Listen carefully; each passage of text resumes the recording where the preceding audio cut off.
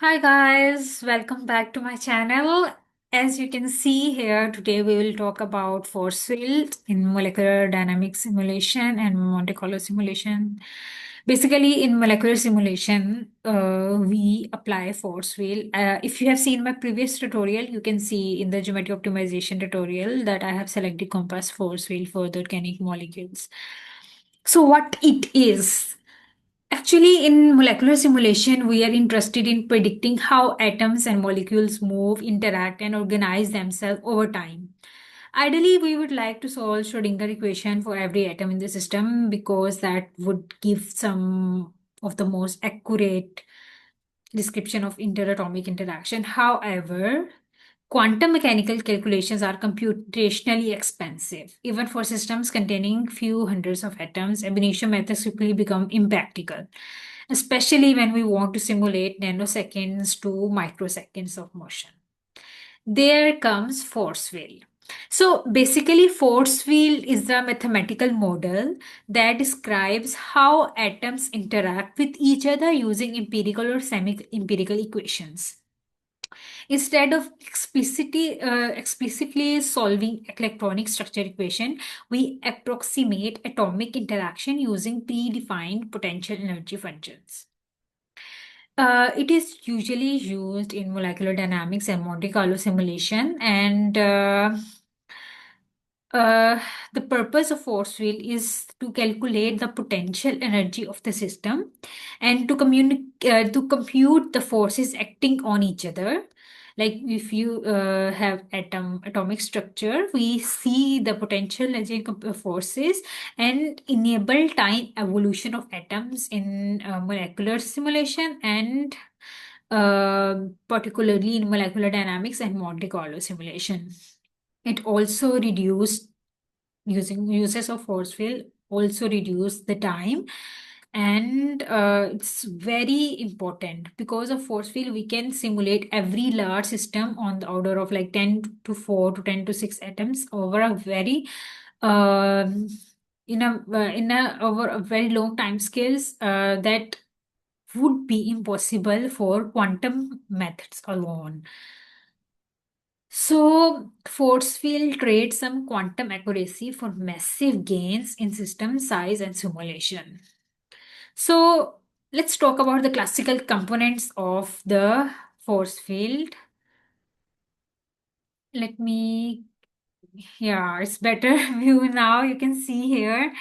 Now, the components of classical force field are bonded interaction and non-bonded interaction. If you see in this picture, we have bond stretching, bond angle, bond rotation. These are the bonded forces. And for non-bonded forces are Lennard-Jones potential and electrostatic potential. And these are all important. So for first bonded interaction, describe interaction between atoms that are chemically connected. You see, we have different types of bonds, chemical bond, covalent bond. Um, and we have ionic bond. Like I will not go in that detail, but I'm making it clear that bonded interaction describe interaction between atoms that are chemically connected. These include bond stretching, angle bending. What is bond stretching? Which accounts for the changes in the bond length. So bond length is very, very important. Angle bending, which capture the changes in angle, and dihedral torsion and rotations, which describe rotations around the bonds. These terms ensure the molecules maintain realistic geometries and conformations during the simulation. Secondly, we have non-bonded interactions, which act between atoms that are not directly bonded. These interactions are crucial for describing van der Waals forces, which include short-range repulsion and long range attraction also. Electrostatic interactions arises from partial atomic charges. No non-bonding interaction dominate the phenomena such as adsorption, solvation phase behavior, membrane selectivity, and gas separation. So when we will like in future, I will have a tutorial for membrane separation and adsorption study also. So how I'm gonna study that? These is the interaction that I'm going to study. So I'm building a backbone for the simulation that I will be doing on later on. So together, bonded and non-bonding terms fully describe how atoms behave in classical simulation. By the way, I have also included the equation used because force is a mathematical model, you know that, so that you have an idea what kind of equations are going on behind it. I will explain the general mathematical formulation for the force field. Basically, it is the total potential energy that includes bonded interaction, bonded energy, and non-bonded energy. As I have mentioned, that bonded interaction are bond stretching, bond bending, dihedral rotation, and non-bonding van der Waals and all that. What I'm saying here is that in classical forestry, the total potential energy of system is the sum of individual energy contribution. You say I have this equation and I have included every energy participating. It is important to emphasize that energy is a function of atomic positions. Once the total energy is known, we compute forces.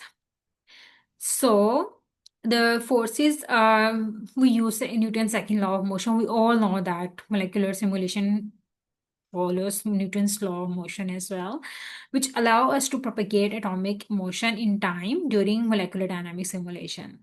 So the accuracy of simulation directly tied to how well the force field energy expression represents the real interaction. So this is the equation that is very, very important.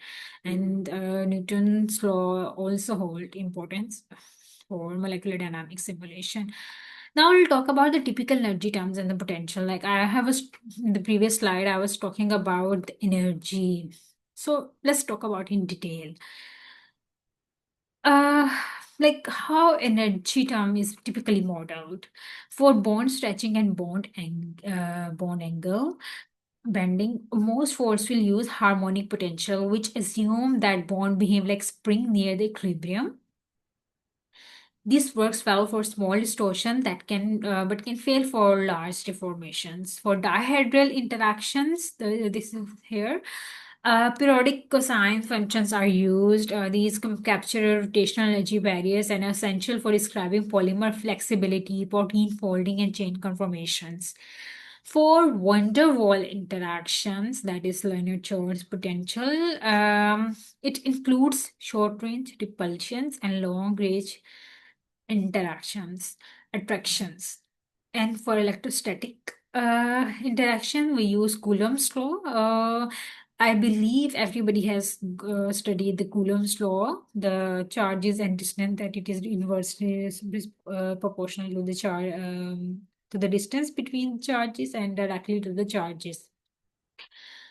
Uh, these simple functional forms are surprisingly powerful and form the backbone of most classical simulations. So note down all these equations that how the energy terms are involved. Now we will talk about the types of force field. Not all force fields treat atoms the same way. That's why we have different force field for different set of atoms, molecules, or groups like that. So all atoms force field treat every atom explicitly. Like we have all atoms, but it does not include hydrogen. These are highly detailed and accurate, but computational expensive. We have united atoms, group of atoms, and combined hydrogen with beta parent atom, reducing computational cost while maintaining reasonable accuracy. Then we have coarse grained bonds tap, and these are ideal for large group scale phenomena, like for example, composite force field, that is condensed phase material, charm, ember, OPLS, UFF, universal force field, radiating force field, OPLS, and ember charm. These are the force field we can use. So, how we have categorized based on their handling of the molecular system. Now, advanced consideration and limitations. We should definitely discuss this thing. Like, finally, I'm going to discuss this. In practice, simulation rely on cutoff distance. I have already described about it in previous video that cutoff distance is what is cutoff distance. So simulation rely on cutoff distance to limit computational cost. Long range electrostatics are handled using techniques such as evolved summation, PME, or PPVM. Some advanced forces include Grosström's and harmonic potential, which improve the accuracy for complex materials. However, classical force field have important limitations. You see, they cannot describe bond breaking or formation unless reactive force fields are used. They do not account for electronic polarization explicitly. They their accuracy depend on entirely parameter quality and transferability. Therefore, force field should always be used with physical intuition and validation against experiments. So this is just very brief limitation. I think I believe that that with using force field or simulation improve a lot. With using right force field, with selecting proper and correct force field for a system or simulation can give us as accurate result as experiments. But yeah, there are some limitation for the chemical formation and bond breakage. But we can discuss so many phenomena using molecular simulation, adsorption, membrane separation, and many other things. And the cutoff distance is very important because if I explain this graph like Lino-Jones potential, that after a certain point, there is no change. It has become linear. Uh, so I hope so that this lecture has benefited you. Okay, see you in next video. Allahumma barik.